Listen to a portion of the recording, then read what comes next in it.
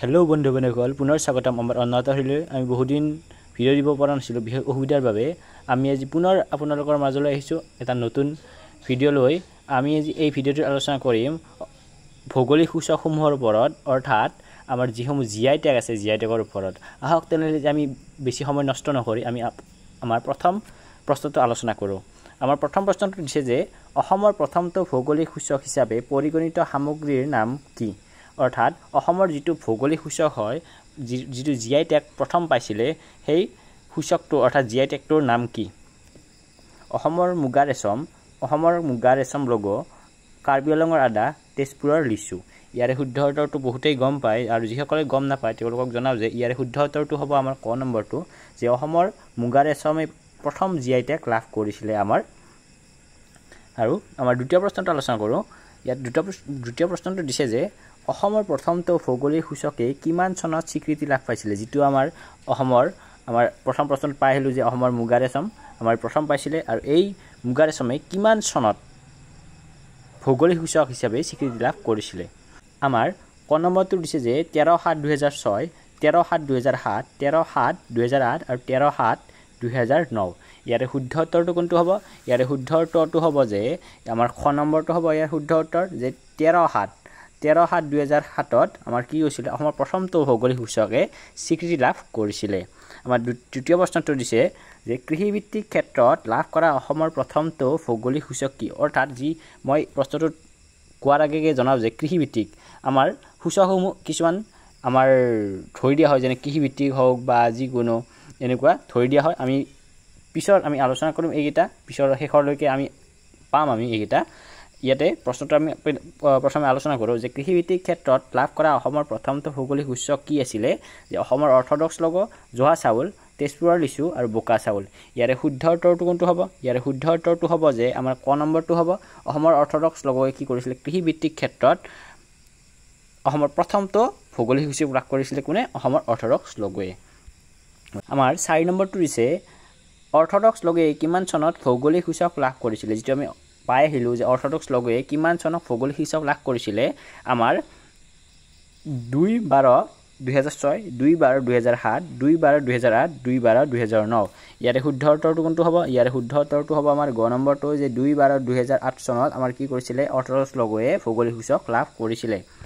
আমাৰ ইয়াতে চাওক মই ক'ব খুজিছিলোঁ যে পিছত আহিব বুলি এইটো আহিছে এতিয়া ইয়াতে যে দিছে যে অসমৰ প্ৰথম জিআই অৰ্থাৎ ভৌগোলিক সূচক জিআই টেগ লাভ কৰিছিলে কোনে অসমৰ মুগা ৰেচমে লাভ কৰিছিলে আৰু এইটো হস্ততাঁতত বিভক্ত আৰু 13/7/2007 চনত আমাৰ কি হৈছিলে এইটো স্বীকৃতি লাভ কৰিছিলে অসমৰ মুগা ৰেচমে অসমৰ অৰ্থডক্স লোগোৱে কৃষিভিত্তিক ক্ষেত্ৰত লাভ কৰিছিলে আৰু 2008 চনৰ ডিচেম্বৰ 2 তাৰিখে আমাৰ অৰ্থডক্স লোগোৱে আমাৰ কি কৰিছিলে জিআই টেগ লাভ কৰিছিল অৰ্থাৎ ভৌগোলিক সূচক লাভ কৰিছিলে 3 নম্বৰতে পাইছিলে অসমৰ মুগা ৰেচম লোগোৱে পাইছিলে হস্ততাঁতৰ ক্ষেত্ৰত লাভ কৰিছিলে 30/10/2013 চনত আমাৰ অসমৰ কাৰ্বি আংলং আদাই কিমান চনত লাভ কৰিছিলে 25/3/2015 চনত কৃষিভিত্তিক ক্ষেত্ৰত লাভ কৰিছিলে তেজপুৰৰ লিচুৱে কেতিয়া লাভ কৰিছিল কৃষিভিত্তিক 27/3/2015 চনত লাভ কৰিছিলে অসমৰ জহা চাউলে কেতিয়া লাভ কৰিছিলে 27/4/2017 চনত লাভ কৰিছিলে বেছি সময় ৰখা নাই কাৰণ টাইমটো মই ৱেষ্ট নকৰোঁ আপোনালোকৰ বোকা চাউলে কেতিয়া লাভ কৰিছিলে 30/7/2018 চনত কাজি নেমুৱে কাজি নেমু কেতিয়া লাভ কৰিছিলে 12/9/2019 চনত লাভ কৰিছিলে অসমৰ শৰৎ চাউল কৃষিভিত্তিক ক্ষেত্ৰত লাভ কৰিছিলে 2020 চনৰ ফেব্ৰুৱাৰী মাহৰ 26 তাৰিখে লাভ কৰিছিলে ইউৰিসকললৈ নিৰ্মিত ক্ষেত্ৰত লাভ কৰিছিলে 14/9/2021 চনত অসমৰ গামোচা ইম্পৰ্টেণ্ট হয় কাজি নেমু আৰু অসমৰ গামোচা ঠিক আছে হস্ততাঁত ক্ষেত্ৰত লাভ কৰিছিলে 13/12/2022 চনত আৰু ইয়াৰ পিছত আমাৰ বহুকেইটা জিআই টেগ নতুনকৈ আমাৰ ইনক্লুড হৈছে অৰ্থাৎ আমাৰ অসমে পাইছে আমি চাওকচোন সেইকেইটা অসমৰ মুঠ ভৌগোলিক সূচকৰ সংখ্যা কিমান অসমত যিমান ভৌগোলিক সূচক আছে অৰ্থাৎ জিআই টেগ আছে মুঠ ভৌগোলিক জিআই টেগ কিমান আছে অৰ্থাৎ ভৌগোলিক সূচক কিমান আছে 12 21 32 27 ইয়াৰে শুদ্ধ উত্তৰটো কোনটো হ'ব ইয়াৰে শুদ্ধ উত্তৰটো হ'ব আমাৰ গ নম্বৰটো যে 32টা আমাৰ অসমৰ মুঠ ভৌগোলিক সূচক আছে অৰ্থাৎ জিআই টেগ কিমানটা আছে আমাৰ 32টা জিআই টেগ অসমত আছে বৰ্তমানলৈকে আৰু যিসকলে নতুনকৈ আহিছে লাইক কৰিব নাপাহৰিব, সাবস্ক্ৰাইব কৰক আৰু কমেণ্ট কৰক ভিডিঅ'সমূহ কেনেকুৱা লাগিছে, লগতে লগৰ বন্ধু-বান্ধৱীক শ্বেয়াৰ কৰক যাতে সকলোৰে সুবিধা হয়। আমাৰ নতুনকৈ যিসমূহ 2024 চনত ভৌগোলিক সূচক লাভ কৰিছে সেইসমূহ হৈছে মাজুলীৰ মুখা শিল্পলৈ নতুনকৈ জিআই টেগ লাভ কৰিছে, পাণ্ডুলিপিৰ চিত্ৰকলালৈ, অসমৰ ঢোললৈ, অসমৰ জাপিলৈ, সৰ্থেবাৰীৰ কাঁহ শিল্পলৈ, আশাৰীকান্দিৰ টেৰিকটা শিল্পলৈ, অসম মিচিং হস্ততাঁত সামগ্ৰীলৈ, পানী মেটেকা, বড়ো দখনা, বড়ো এৰী ৰেচম, বড়ো জুমগ্ৰা, বড়ো গামোচা, বড়ো কেৰালাপিনী, বড়ো হেৰজা, বড়ো চিংফু, বড়ো থৰখা, বড়ো গংগাৰ দুঞ্জিয়া, বড়ো খাম, বড়ো খাৰদৌ, বড়ো গগনা, বড়ো জঠা এইসমূহে আমাৰ কি কৈছে নতুনকৈ 2024 চনত জিআই টেগ লাভ কৰিছে, অৰ্থাৎ ভৌগোলিক সূচক লাভ কৰিছে, স্বীকৃতি পাইছে ভৌগোলিক সূচক হিচাপে নতুনকৈ। 6 নম্বৰটো হৈছে ভাৰতৰ প্ৰথমটো ভৌগোলিক সূচক কি আছিলে, যিটো আমাৰ ভাৰতৰ প্ৰথম ভৌগোলিক সূচক আছিলে সেইটো কি আছিলে, যে দাৰ্জিলিঙৰ চাহ আছিলে আমাৰ প্ৰথমটো ভাৰতৰ জিআই টেগ, মানে জিআই টেগ প্ৰথম লাভ কৰিছিলে কোনে, দাৰ্জিলিঙৰ চাহে লাভ কৰিছে, দাৰ্জিলিং টিয়ে লাভ কৰিছিলে।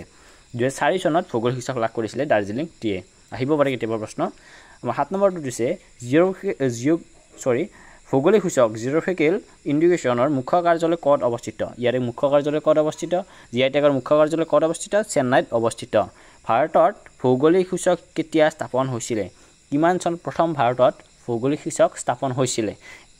2003 চনৰ 15 ছেপ্টেম্বৰত আমাৰ ভাৰতত জিআই টেগ স্থাপন হৈছিলে, অৰ্থাৎ ভৌগোলিক সূচক স্থাপন হৈছিলে। আমাৰ 9 নম্বৰটো দিছে কোনখন দেশে আটাইতকৈ বেছি ভৌগোলিক সূচক লাভ কৰে, এইটো লাভ হৈছে, এইটো লাভ হয়, আপোনালোকে বেয়া নাপাব, এইটো লাভ হয়। কোনখন দেশে আটাইতকৈ বেছি ভৌগোলিক সূচক লাভ কৰে, অৰ্থাৎ লাভ কৰিছে জিআই টেগ